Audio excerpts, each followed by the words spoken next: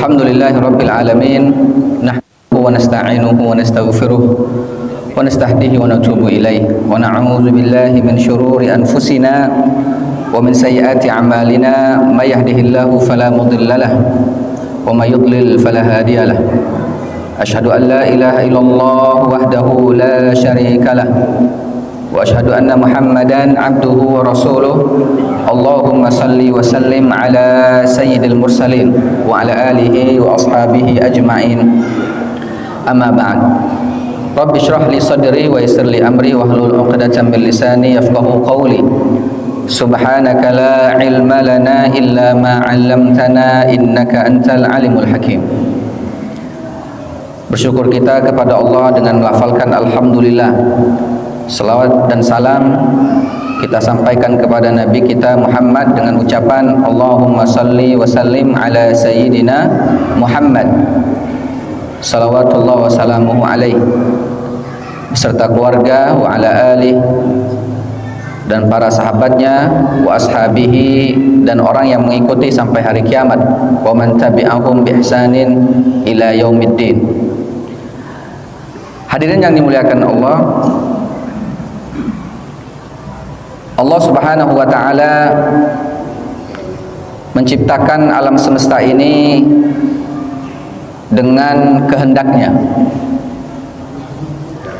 dan setiap Allah ciptakan makhluk dengan kehendaknya, Allah juga akan memberikan penilaian tersendiri kepada makhluknya, diberikan kelebihan-kelebihan tertentu kepada siapa dan apa yang Allah kehendaki. Dari sekian banyak manusia, hanya beberapa orang yang dipilih sebagai utusan Allah, yang kita kenal dengan para nabi yang Allah utus kepada umatnya. Di antara para nabi itu ada yang disebut dengan rasul, yang diperintah untuk menyampaikan risalah pesan Allah kepada umatnya, yang kita kenal dalam Islam ada 25 rasul. Di antara 25 rasul itu ada yang disebut dengan rasul ulil azmi, dan di antara ulil azmi itu ada satu rasul yang paling mulia, yaitu Nabi kita Muhammad sallallahu alaihi wasallam. Begitu juga makhluk yang lain seperti tempat. Allah ciptakan tempat, Allah ciptakan bumi, Allah ciptakan alam semesta. Di antara sekian tempat di bumi ini, Allah ada berikan kelebihan-kelebihan tertentu yang mana tidak diberikan kepada belahan bumi yang lain, seperti yang disebut dengan Al-Haramain, dua tempat suci, yaitu Mekah dan Madinah. Orang yang beribadah di Masjidil Haram dan di Masjid Nabawi, nilainya tidak sama dengan ketika kita sholat ibadah di masjid-masjid di belahan bumi yang lain. Sholat di Masjidil Haram nilainya 100.000 lebih utama dibandingkan dengan masjid yang lain. Sedangkan Masjid Nabawi nilainya sebanyak berapa? 1000 kali lebih utama dibandingkan dengan masjid yang lain. Hal itu sesungguhnya adalah hak Allah untuk memberikan keutamaan kepada makhluknya, termasuk juga ketika Allah memilih waktu-waktu yang ada di alam semesta ini. Allah pilih beberapa waktu saja yang utama. Di antara 12 bulan dalam satu tahun, Allah pilih ada 4 bulan yang istimewa. 4 bulan itu disebut dengan bulan haram. Dalam surat At-Taubah ayat 36, ya, Allah Subhanahu wa taala berfirman, A'udzu billahi minasyaitonir rajim.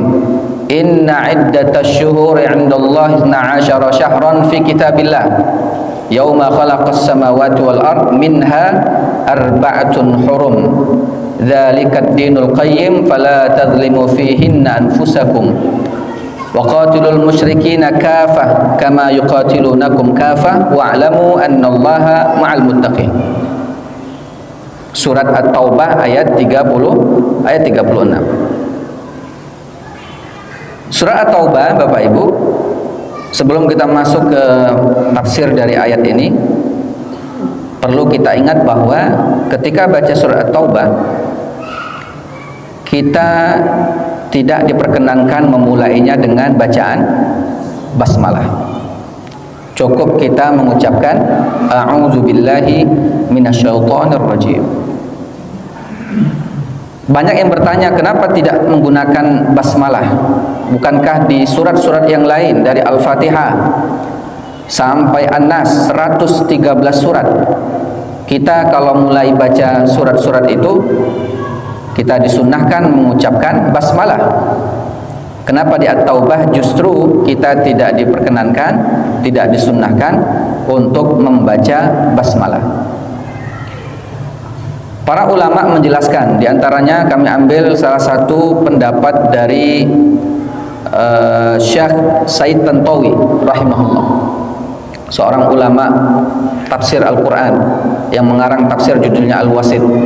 Beliau ketika ingin menjelaskan tafsir surat At-Taubah, sebagai muqaddimahnya, di antara isi muqaddimah yang beliau jelaskan adalah tentang kenapa di At-Taubah tidak ada basmalahnya. Beliau mengambil beberapa riwayat, beberapa referensi yang dijadikan sebagai dasar, ya, agar kita tahu bahwa kenapa tidak ada basmalah, karena ada dasar atau ada dalil-dalil yang menunjang, yang menjadi dasar kenapa kita tidak menggunakan basmalah ketika baca surat At-Taubah. Yang pertama, annahu qila kana min sya'nil arab fi zamaniha fil jahiliyah. Dulu di zaman jahiliyah, kebiasaan orang Arab, idza kana bainahu wa baina qaumin ahdin wa aradu naqdahu, kalau ada dua kaum atau dua kelompok yang ada persoalan, ya, ada konflik yang sebelumnya ada perjanjian, namun ketika ada konflik, perjanjian itu akan dibatalkan, akan di-cancel. Maka cara meng-cancelnya adalah dengan menuliskan sebuah perjanjian, ya, sebagai bukti bahwa perjanjian lama sudah tidak berlaku. Maka tulisan ini karena sebagai bukti meng-cancel perjanjian sebelumnya, maka dia tidak menuliskan kata Bismillahirrahmanirrahim. Jadi langsung baik ke intinya tanpa pakai basmalah. Itu satu, ya. Yang kedua, dulu, ya, dalam sebuah riwayat bahwa Ibnu Abbas berkata kepada Utsman bin Affan radhiyallahu anhuma, "Ma hamalakum ala an amittum ilal anfal wa hiya minal mathani wa ila bara'atin hiya minal mi'atain faqarrantum bihima."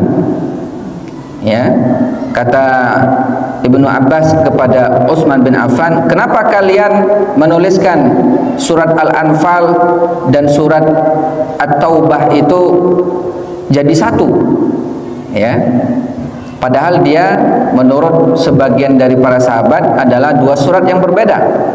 Kenapa kemudian disatukan? Karena para sahabat yang lain beranggapan antara surat Al-Anfal ini sebelum surat Taubah, Al-Anfal dulu baru Taubah. Karena menurut para sahabat yang namanya Al-Anfal dengan At-Taubah itu adalah satu kesatuan, sehingga ketika Al-Anfal memulai dengan Bismillahirrahmanirrahim, pada saat masuk surat At-Taubah tidak perlu lagi menggunakan basmalah, karena sudah dimulai basmalahnya di surat Al-Anfal, karena dia satu kesatuan. Makanya kemudian, ya, dalam beberapa riwayat yang lain, ketika terjadi di zaman Utsman pemodifikasi Quran, pembukuan Al-Quran pada zaman Utsman, kan, para sahabat ketika menuliskan surat Al-Anfal dan At-Taubah ini berbeda pendapat. Yang mengatakan bahwa At-Taubah tidak perlu pakai basmalah karena bagian dari Al-Anfal, ini bersikeras menganggap bahwa tidak gunakan lagi basmalah. Karena apa alasannya? Al-Anfal dan At-Taubah itu satu. Yang pendapat kedua mengatakan, oh tidak, Al-Anfal dan At-Taubah itu beda surat, maka harus menggunakan basmalah sebagaimana surat-surat yang lain. Al-Fatihah ada basmalahnya. Setelah Al-Fatihah selesai, pada saat masuk Al-Baqarah ada basmalah. Nah, itu pun harus berlaku kepada Al-Anfal dan At-Taubah. Akhirnya terjadi silang pendapat. Maka pada saat kondisi sedang buntu, ya, dak katik jalan keluar, maka pada saat penulisan, caranya sahabat ketika menuliskan itu hanya memberikan semacam batas. Al-Anfal selesai dikasih batas, baru kemudian ada surat At-Taubah. Tandanya cuma batas baik. Dibuat batas begitu, ternyata menjadikan dua kelompok ini senang. Yang mengatakan bahwa Al-Anfal At-Taubah ini adalah satu, maka dia senang karena dianggap ya cukup, walaupun cuma dibatasi, dengan batas. Yang mengatakan bahwa harus ada basmalah karena berbeda surat, ini pun senang. Kenapa? Karena seolah-olah ada perbedaan antara Al-Anfal dan At-Taubah ini, dikasih batas baik, walaupun tidak katik basmalah di surat At-Taubah. Nah, gitu ya. Berikutnya, ada yang berpendapat bahwa kenapa basmalah ini tidak ada di At-Taubah? Karena ketika Ali bin Abi Thalib ditanya oleh Abdullah bin Abbas, kenapa tidak ada basmalah di surat At-Taubah? Beliau menjawab, li'anna bismillahirrahmanirrahim amanun. Karena bunyi basmalah itu kan artinya dengan menyebut nama Allah yang Maha Pengasih lagi Maha Penyayang. Maka isi kandungan dari ayat ini menunjukkan bahwa ada ketentraman, ada ketenangan, ada kasih sayang ketika dimulai dengan basmalah.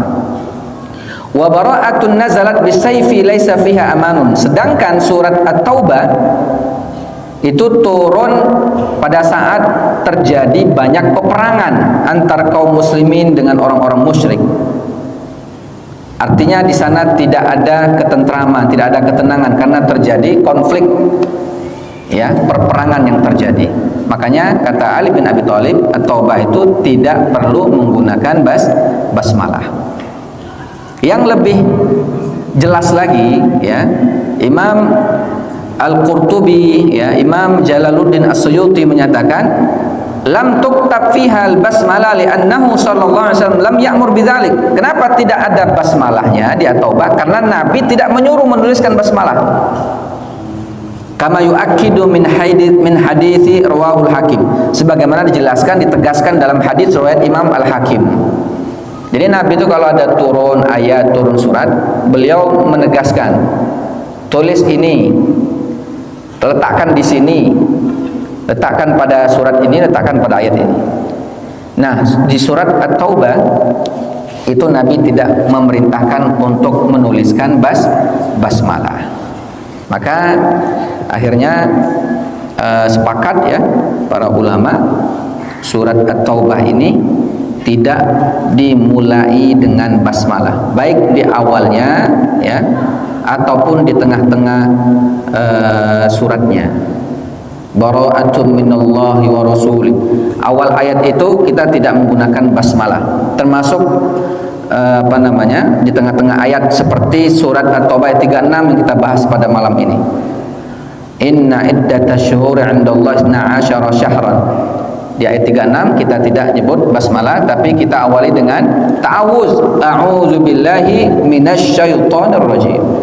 Cukup begitu saja, ya. Surat Taubah ini nama lainnya adalah surat Al-Bara'ah. Jadi kalau ada yang nyebut surat Bara'ah, itu maksudnya adalah surat At-Taubah. Banyak nama-nama lain ya, tapi dua ini yang paling masyhur, At-Taubah atau Bara'ah. Nah, kembali ke At-Taubah 36, Allah Ta'ala berfirman bahwa sesungguhnya dalam bulan-bulan di sisi Allah itu ada berjumlah 12. Artinya dalam setahun itu ada 12 bulan fi kitabillah yang sudah menjadi ketetapan Allah di Lauhil Mahfuz. Yauma khalaqas samawati wal ard, hari di mana Allah menciptakan langit dan bumi. Minha arba'atun hurum. Di antara 12 bulan tadi yang disebut ada 4 bulan. 4 bulan haram namanya, 4 bulan haram. Mungkin Bapak Ibu tahu dengan 4 bulan haram itu disebutkan dalam hadis Nabi SAW menegaskan bahwa 4 bulan haram itu adalah bulan apa saja? 1 Rajab, terus Sya'ban, apa lagi? Ramadan.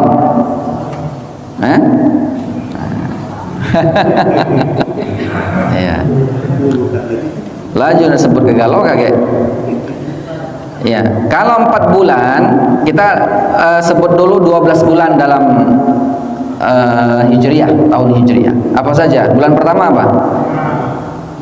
Safar. Syawal pertama. Yang pertama itu adalah Muharram, kedua Safar, 3 Rabiul Awal, 2 Rabiul Akhir, 4 Jumadil Awal, Jumadil Akhir. Sekarang Rajab, Sya'ban, Ramadan, Syawal, Zulqa'dah, Zulhijjah, 12. Kalau yang Masehi dosa tanya Januari, Februari hafalnya gitu. Ya, sampai Desember. Nah, kalau Muharram nih kadang lupa, kadang lupa nian. Ingatnya jarang kan? Iya. Nah, dalam Islam 12 bulan dari bulan Muharram sampai Zulhijjah, Zulqa'dah, Zulhijjah terakhir ya, bulan 12. Itu dipilih 4 bulan yang istimewa. Nah, kita harus tahu 4 bulan itu. 4 bulan yang dimaksudkan adalah pertama bulan 11. Apa bulan 11? November. Nah, bukan itu yang kita bicarakan ya. Zulqa'dah. Kemudian bulan 12 Zulhijjah. Bulan 1 Muharram. Nah, ini 3. Sedangkan yang nomor 4 itu antara bulan Jumada dan bulan Sya'ban. Antara bulan Jumadil Akhir dengan bulan Sya'ban. Bulan apa? Bulan Rajab. Ya. Jadi 4 bulan yang dimaksud dalam ayat surah At-Taubah 36 ini, pertama Zulqa'dah, kedua Zulhijjah, 3 Muharram, 4 Rajab. Kalau yang 3 ini kan berurutan, bulan 12, bulan 11, 12, bulan 1. Nah, bulan yang siko ini berada di bulan ke-7, yaitu bulan Rajab, antara Jumadil Akhir dengan Sya'ban. Jumadil Akhir sudah lewat kita. Sekarang sudah masuk Rajab. Bulan depan namanya Sya'ban, bulan berikutnya baru bulan Ramadan. Nah, Allah Ta'ala ternyata memilih 4 bulan ini sebagai bulan haram. Apa yang disebut dengan bulan haram? Haram itu artinya adalah ihtiram, yang dihormati. Sehingga bulan-bulan ini bagi yang melakukan ibadah akan berlipat pahalanya. Sebaliknya, bagi yang melakukan dosa berlipat dosanya. Nah, kita sudah masuk bulan Rajab. Makanya tadi pada saat habis sholat kita berdoa, Allahumma barik lana fi Rajab wa Sya'ban wa ballighna Ramadan. Ya Allah, berkahi kami pada bulan Rajab berkahi kami juga di bulan apa? Sya'ban, dan sampaikan kami pada bulan Ramadan. Bulan Rajab artinya adalah bulan yang istimewa, sehingga kami sengaja ingin menyampaikan hal ini kepada Bapak Ibu agar kita sama-sama tersadarkan bahwa bulan ini bulan istimewa, bukan bulan biasa.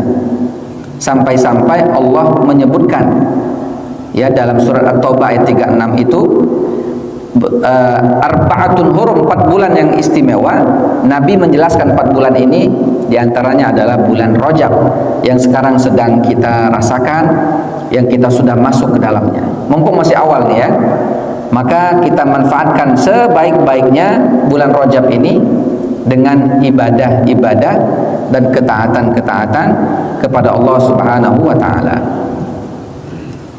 Bagi kita yang sekarang sering melihat mungkin video atau broadcast WhatsApp ya, pesan-pesan berantai dari grup-grup yang ada, kita akan banyak juga menemukan beberapa riwayat dan hadis yang diklaim sebagai fadilah atau keutamaan bulan Rajab. Namun di sini kita namanya belajar, jadi tahu kira-kira mana yang bisa digunakan sebagai dalil yang sahih, mana yang ternyata palsu ya, atau minimal dia dhaif, lemah, kan begitu. Nah, Imam Ibnu Hajar Al-Asqalani menuliskan kitab judulnya khusus terkait dengan bulan Rajab. Judulnya adalah Tabyinil Ajab Bima Warada fi Fadli Rajab. Penjelasan yang luar biasa terkait dengan keutamaan bulan Rajab. Beliau mengumpulkan hadis-hadis tentang keutamaan bulan Rajab. Ya. Dan beliau bagi jadi 2. Beliau bagi jadi 3. Yang sahih, kemudian yang dhaif, lemah, yang ketiga adalah palsu. Kalau yang palsu ini yang bahaya, dan kita menyandarkannya kepada Nabi SAW. Padahal Nabi sudah mengingatkan, man kadzdzaba alayya muta'ammidan, barang siapa yang sengaja berbohong atas namaku, falyatabawwa maq'adahu minan nar, maka siapkan dirinya akan diberikan tempat khusus di neraka. Makanya kita semaksimal mungkin tidak mudah untuk men-share tanpa kita tahu ini kira-kira ada dasarnya atau tidak ya. Makanya kami mengingatkan agar kita tetap berhati-hati, jangan mudah, khususnya ya yang terkait dengan hadis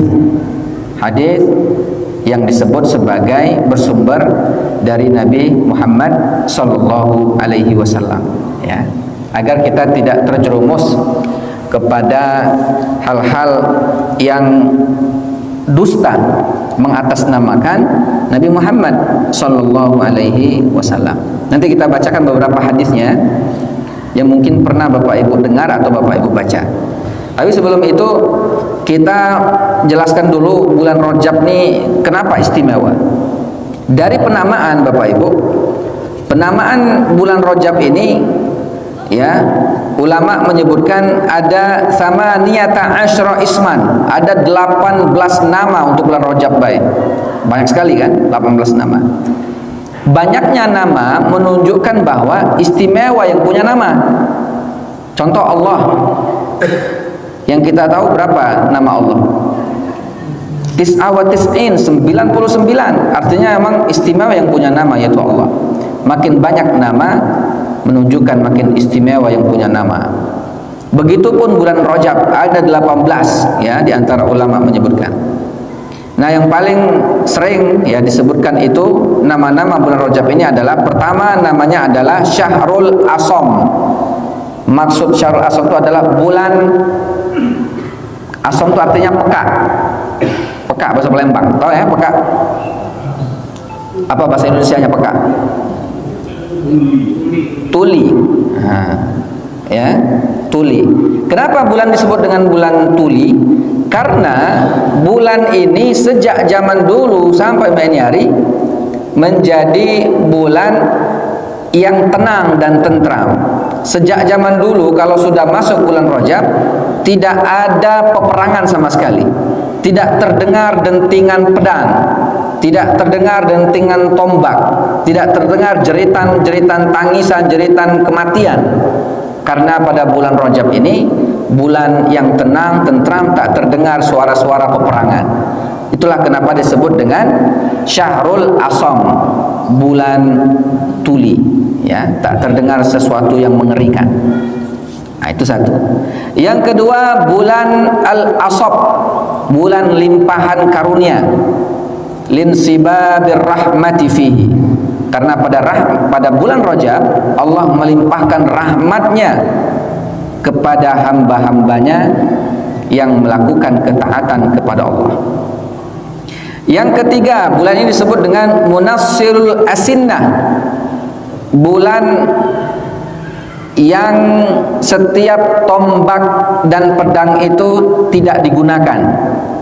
Karena orang Arab, Pak, bulan Rajab ini adalah salah satu bulan, satu-satunya bulan ya, yang mereka tidak berani untuk mengganggunya. Bulan-bulan lain galak diganggu oleh mereka, orang-orang Arab zaman jahiliyah. Kadang digantinya, kadang aturnya dewek gitu ya. Tapi ketika bulan Rajab mereka sangat patuh, ya, mereka tidak berani mengganggu, tidak berani melakukan hal-hal yang jahat. Itu zaman jahiliyah. Tapi zaman ini hari, ya, terus berlanjut dosa dan maksiat yang kita lakukan. Ternyata kita tidak secerdas orang-orang zaman jahiliyah.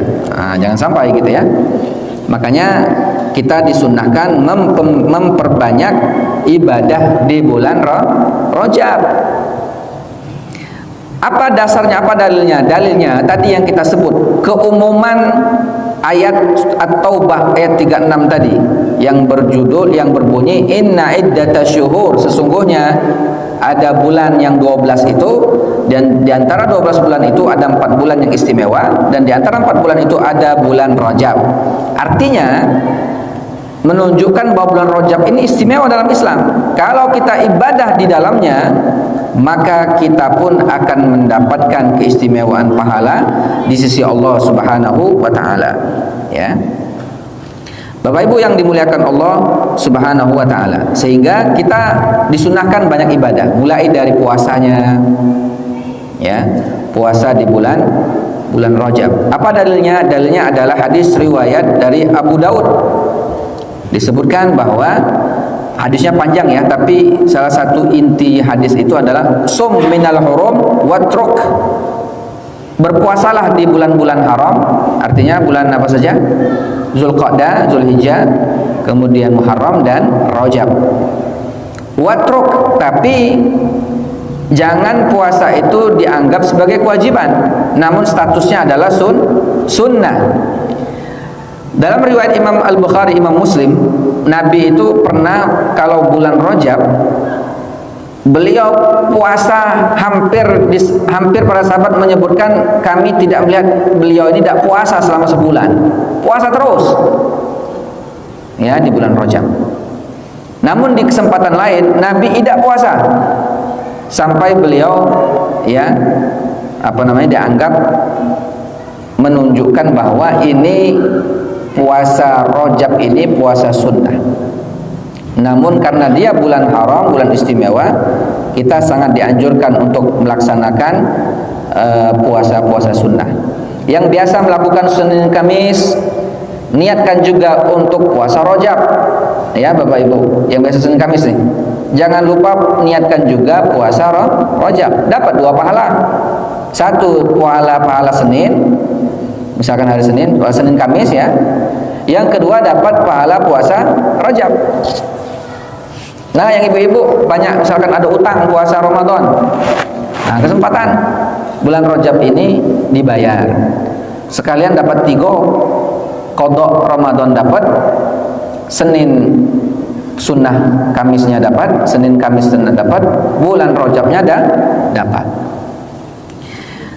Kemudian ya, tentang beberapa hadis yang berkaitan dengan sunnah puasa bulan Rajab ini, ada hadis yang lemah, hadis dhaif. Apa itu bunyinya? Ini bunyi hadisnya. Inna fil jannati nahran yuqalu lahu Rajab. Sesungguhnya di surga itu ada sungai, namanya Sungai Rajab. Ma'uhu asyaddu bayadan minal laban. Air sungai ini, Sungai Rajab ini begitu putih, lebih putih dibandingkan dengan susu. Wa ahla minal asal, lebih manis dibandingkan dengan madu. Man shoma yauman minar Rajab saqahu Allahu min dzalikan nahar. Barang siapa yang puasa pada puasa sehari di bulan Rajab, maka Allah akan memberikan minum kepada orang itu dari Sungai Rajab di hari kiamat. Ya, hadis yang lain, hadisnya lemah ya, dhaif.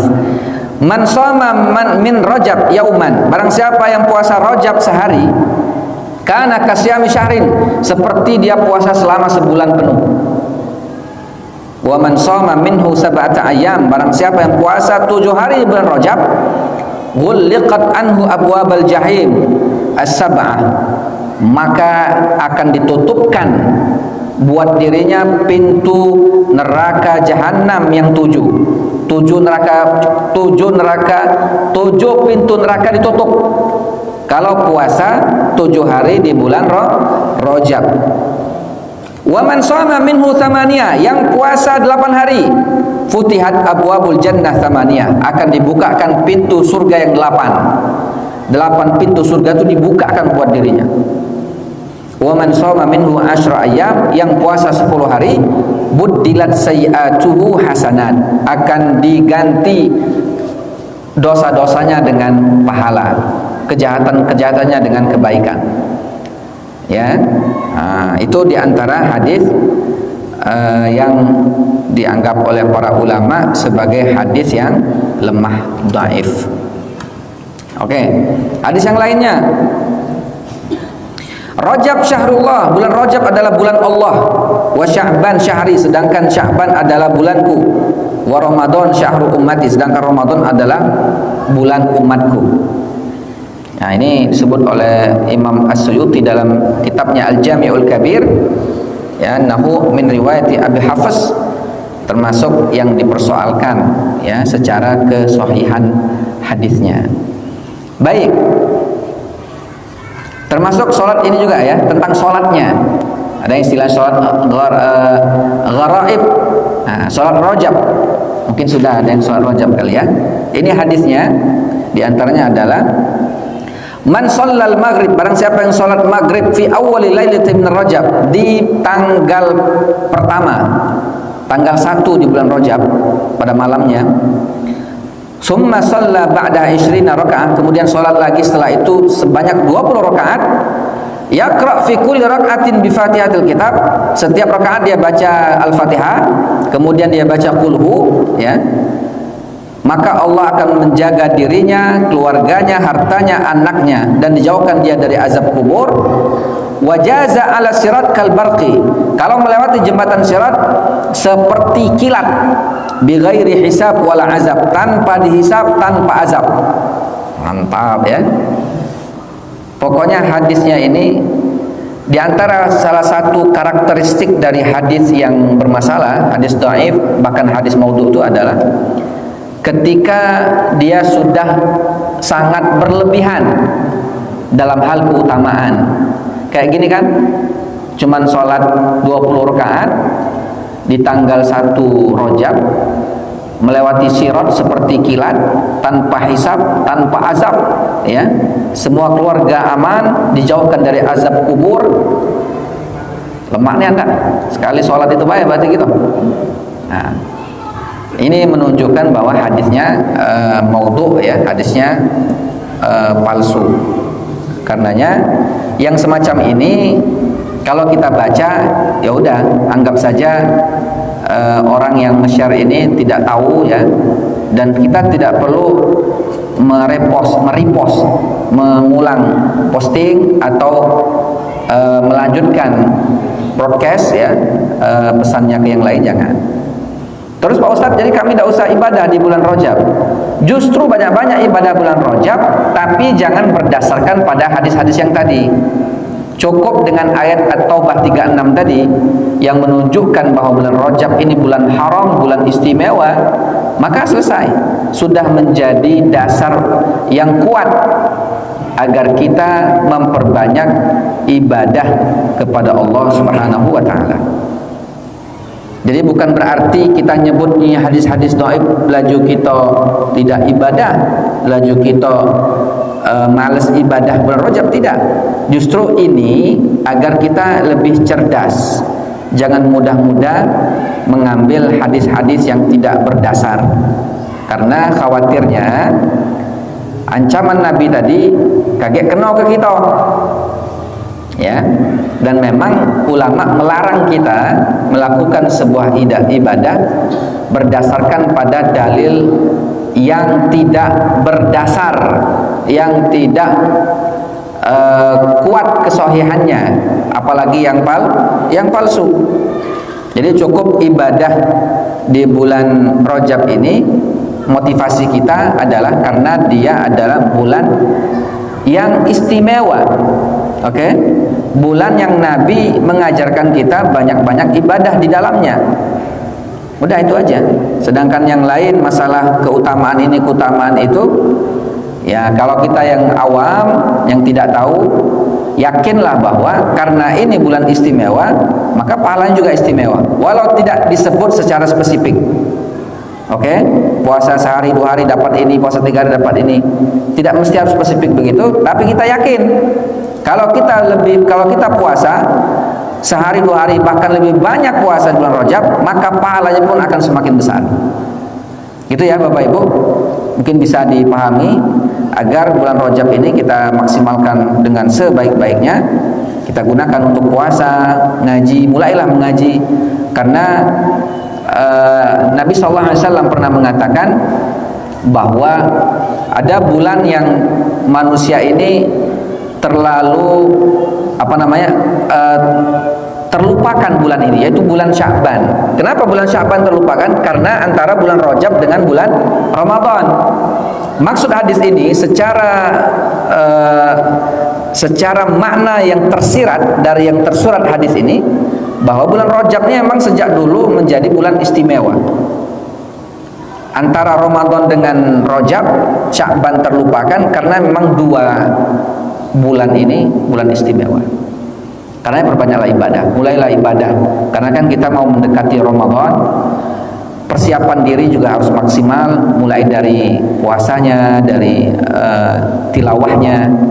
Mulailah buka lembaran Quran Bapak Ibu, bacalah mulai dari Al-Fatihah, dari surat-surat yang ringan, bersedekah, ya, ibadah yang lainnya, karena pahalanya berlipat dan dosanya dikurangi kalau baca berhenti. Dosa apapun itu, dosa gosipin orang, dosa ngatoi orang, dosa-dosa yang selama ini kita kerjakan, berhenti. Karena Rajab ini dosa yang dilakukan berlipat ikobnya, berlipat hukumannya.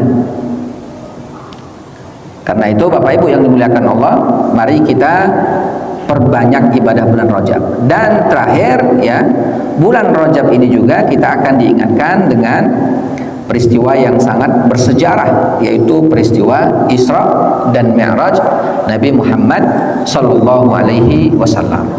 Peristiwa yang luar biasa, peristiwa iman yang memang sangat sulit dicerna oleh logika manusia biasa. Namun kita melihat peristiwa itu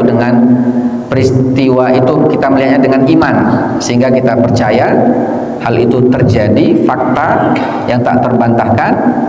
Dan Allah sebut dalam Quran surah Al-Isra ayat pertama, Subhanalladzi asra bi'abdihi lailan minal masjidil haram ilal masjidil aqsa alladzi barakna haulahu linuriyahu min ayatina innahu was-sami'ul basir. Ya. Di situ juga akan kita diingatkan tentang Palestina dan lain sebagainya.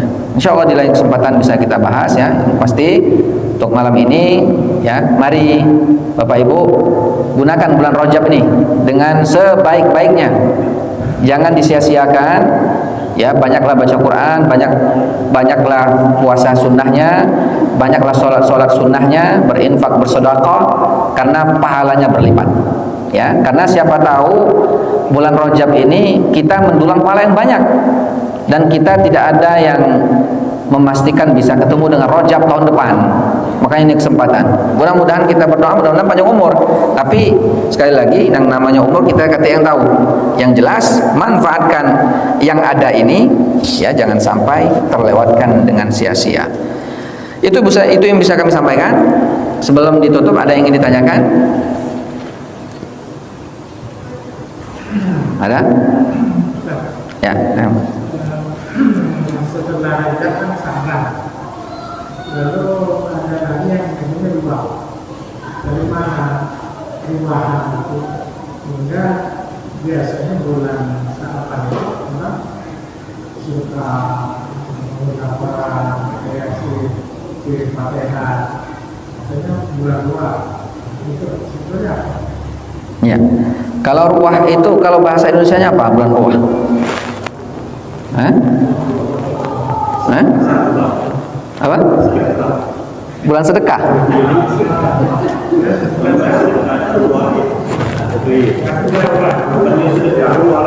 Iya. Iya.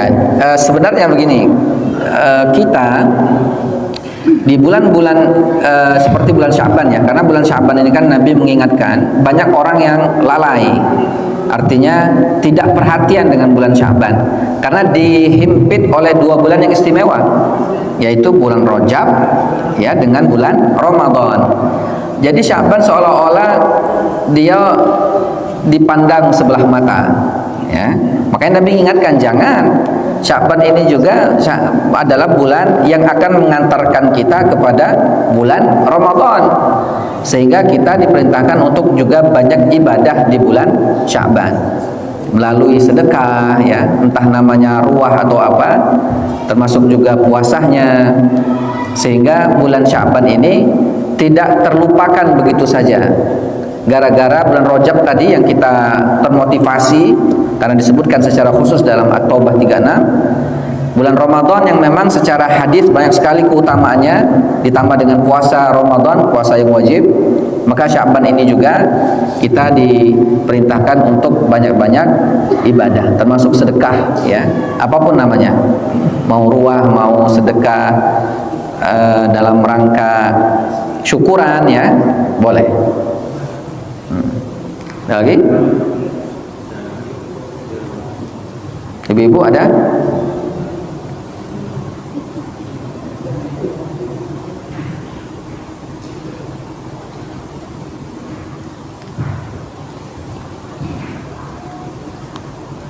Ada?